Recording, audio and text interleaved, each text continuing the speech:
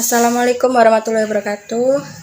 Di sini kami dari kelompok 3 akan mempresentasikan tentang perencanaan irigasi luar negeri dan dalam negeri. Sebelumnya, perkenalkan nama saya Novia Jusirama. Beserta teman saya ada Amar Hermanto, Abdiyatun, Oki Ayu Dindasari, dan Nur Fatimah Candasari.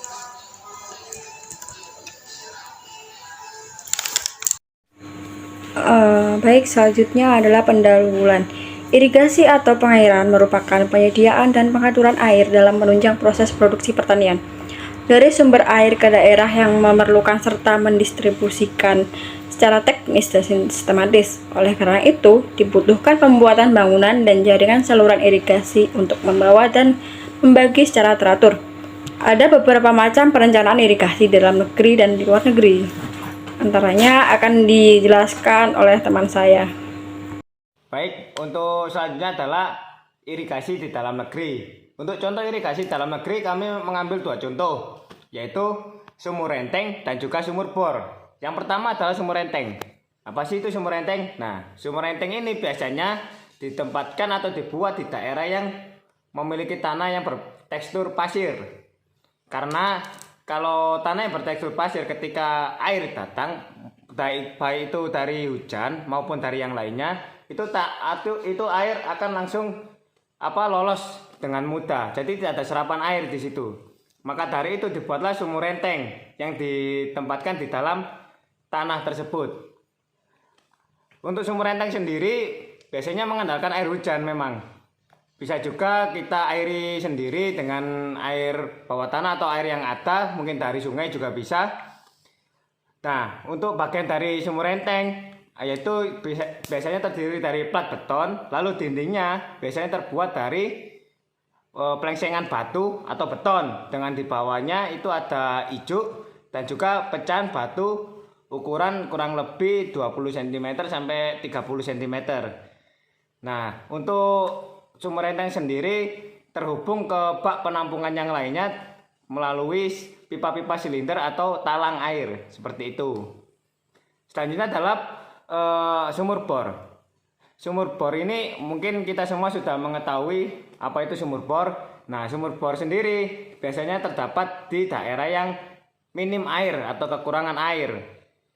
Sumur bor dengan sistem kerjanya kita mengebor tanah sedalam mungkin hingga menemukan titik air atau titik saluran air atau sumber air. Nah, ketika sudah menemukan titik sumber air tersebut, dipasanglah paralon ataupun kita membuat dinding seperti itu, dibuatkan sumur. Lalu untuk mengambil air keluar itu dengan menggunakan pompa, hingga akhirnya air yang ada di dalam tanah bisa terpompa keluar untuk mengairi persawahan atau lahan yang ada. Seperti itu. Lalu ada irigasi di luar negeri. Nah, di sini kita mengambil contoh di negara Singapura. Di Singapura sendiri memiliki program ABC Water yang dapat dijabarkan yang sebagai berikut, yaitu yang pertama aktif, yang kedua adalah beautiful, yang ketiga adalah clean. Penerapan ABC Water program tersebut salah satunya ada Riverside Park. Seperti gambar berikut. Silakan untuk dipahami perbedaan gambarnya. Yang kedua yaitu ada transformasi kanal buatan dari beton menjadi kanal alami, yaitu dapat mendukung sistem siklus air dan ekosistem yang ada di kawasan sekitar. Transformasi kanal buatan menjadi kanal alami yaitu langkah yang diambil pemerintah Singapura dalam menambah keindahan saluran dan kanal kota, serta mengoptimalkan fungsi kanal sebagai salah satu bagian dari siklus air.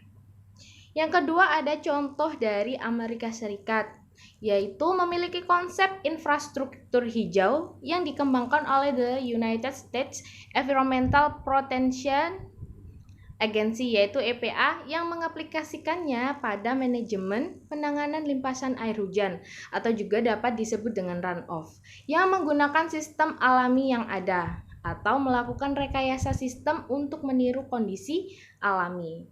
Nah, untuk Amerika sendiri ada beberapa contoh. Yang pertama, downspot disconnection merupakan salah satu cara untuk mengarahkan air hujan yang jatuh ke atap supaya tidak langsung masuk ke saluran drainase, namun dapat ditampung dalam bak penampungan air hujan seperti kolam sehingga air hujan dapat terinfiltrasi dengan baik ataupun dapat tersimpan untuk dimanfaatkan kembali. Yang kedua ada sistem pemanenan air hujan. Nah, sistem pemanenan air hujan pada prinsipnya adalah mengumpulkan dan menyimpan air hujan untuk digunakan pada waktu mendatang.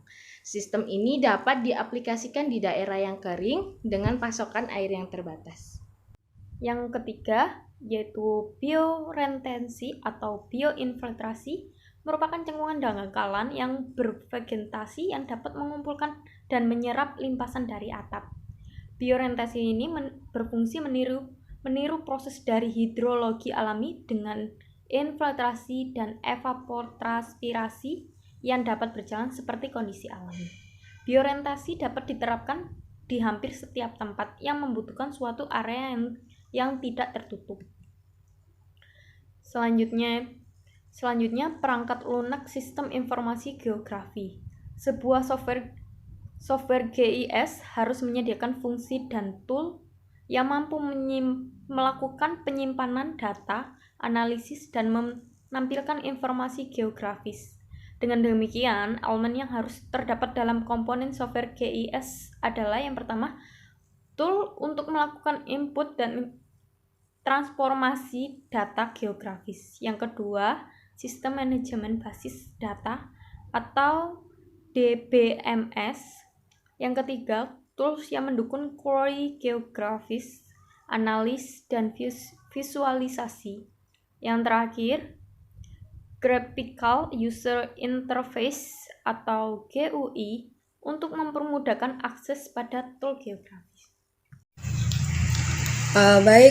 Pada gambar di atas terdapat 5 entitas dalam sistem, yaitu admin, kabupaten, irigasi, bendungan, dan debit air.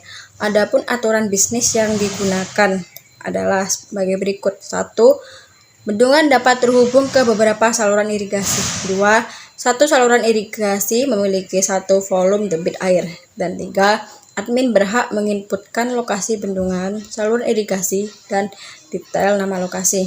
Perencanaan sistem menggunakan diagram aliran data atau DFD, data flow diagram. Rancangan sistem inventarisasi saluran irigasi diimplementasikan dengan menggunakan web. Gambar tersebut merupakan rancangan konteks diagram.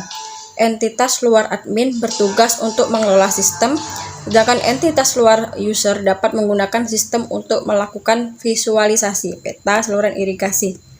Informasi pemetaan saluran irigasi berupa peta saluran irigasi, peta lokasi bendungan, dan perkiraan debit air. Gambar berikut merupakan DFD level 1. Data flow diagram level 1 terdiri dari 6 proses. Pertama yaitu proses pengelolaan data irigasi, proses pembuatan peta lokasi bendungan, proses pengelolaan aplikasi web, proses edit data peta wilayah geografis, proses edit data spasial peta irigasi, dan proses edit data non-spasial peta irigasi. Baik, mungkin itu saja yang dapat kami sampaikan. Jika ada pertanyaan, silakan komentar di kolom komentar. Insya Allah kami akan menjawab. Terima kasih dan sampai jumpa. Assalamualaikum warahmatullahi wabarakatuh.